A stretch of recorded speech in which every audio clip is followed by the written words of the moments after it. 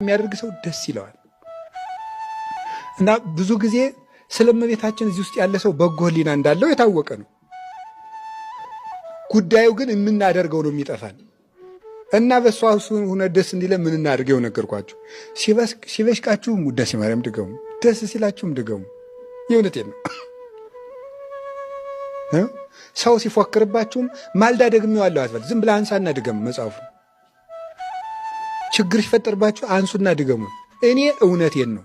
ፈትኑት፣ ቅመሱት። እውነቴን ነው። ዝም ብለው ውዳሴ ማርያም ሰው የሆነ ሰው ቆይ እንገናኛለን አለ አይደል? ሂድና ድገማት የዕለቷን ውዳሴ ማርያም። ኋላ ተገናኙ፣ ችግር የለም። እውነት እንዴ ገባሪ ተሰላም እኮ ናት። ሰላም ምድርና ሰማያት የታረቁ እኮ በሷ ማህፀን ነው። ሰውና እግዚአብሔር የታረቁ በድንግል ማርያም ማህፀን ነው። እግዚአብሔርና ሰው